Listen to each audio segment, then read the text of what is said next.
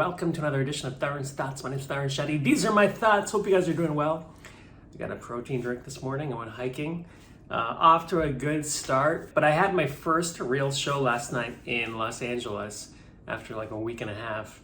That hostel show did not count for like international people where I just bombed for 20 minutes. But last night I performed at this show called The Dime in Hollywood. It's run by my good friend Adam Hunter, and whenever I'm in town he's like, hey man, you can just roll through. And honestly, the last few times I've done it, actually pretty much almost all the times I've done it, I just bombed there because this is really hard bar show. Like there's so many types of comedy shows and bar shows are the worst. The reason why they're so hard is that it's so easy to lose the audience. Like it's not conducive to comedy. You hear all this noise. A lot of like hip, cool people over there, that think, oh, I should be doing comedy. Comedians judging from the back of the room. The audio doesn't sound right. So anyways, Adam was like, hey man, you want to come by and do The Dime? And I was like, okay, I'll do it. And look, here's my analysis of the whole thing. The set went very well. And I was trying to think, what was the difference last night between the other times? So here's my synopsis. When I was in New York many, many years ago, I was really hungry. I was passing out flyers every night on the street. I was getting up late. I wasn't the best comedian, but I was good for my age, which was like, 21, 22. And then I got to LA when I was like 25, and the focus kind of shifted to like acting and hosting. I learned how to do that, but my stand-up took a real hit. Like I was getting up, but I wasn't hungry in the sense of when I was in New York. And I got weaker, no doubt about it. And then when I went to Florida, and there's no silver lining in Florida, I still hate it, but I would do stand-up just to get out of the house. And in Florida, there's no expectations. Like there's no industry there, there's no other like comedians there. It was just me performing for the love of doing stand-up again, which is something I have not done in like 15 years. So I was writing these jokes. I was going to open mics again. And I was doing open mics back in Boston in like 98.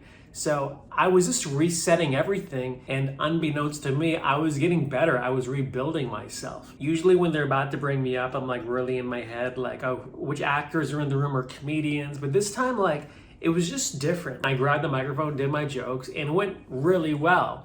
And I'm sure some comics were like, who is this guy? Came out of nowhere. Even I was like, who is this guy? And I realized I put in the work. Everything you do, and I say this, everything you do daily kind of adds up. And whether or not I want to take this to another level, because, right now, honestly, I think I can go joke to joke with anybody for like 20, 30 minutes, but like I need more practice headlining, meaning doing 45 minutes to an hour. I just don't have that stage time in Florida. And if I wanted to, do that too, that's an option. And then after that show, I went with Adam to this show called Yashamiro, some Japanese restaurant in the Hollywood Hills, which sounds like a shit show, but it's like the new hot show in Hollywood, and it's run by this guy named Jay Davis, Jay Davis has like all the best shows. I show up there, it's like valet parking. It's an even hipper crowd. There's this back room, and I walk in, and Steve Byrne is on stage. Steve Byrne is a pretty successful comedian. He's had a few, I think, Comedy Central specials. And I see Paul Rodriguez there. Paul Rodriguez is like a legend in comedy. He's like waiting to go up. And I was, Adam was gonna go up too. And I'm watching these guys perform, and I'm really thinking, I'm like, yeah, I can hang with them. Like I can go up right now and have a pretty good set. This is from my Florida, experience. But I would not have had that confidence 3 years ago or 2 years ago, pre-Florida.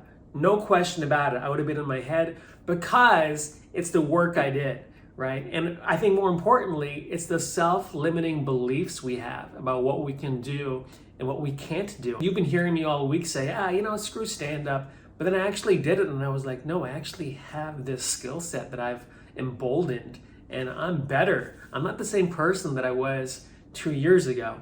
So, it's up to me to decide what I want to do next. And I think right now I'm gonna finish this chocolate protein drink. But I'm excited for the future. I'm not really sure. I'm gonna let things play out organically and go from there. But I hope you guys have a great day. Thanks for listening. Take care.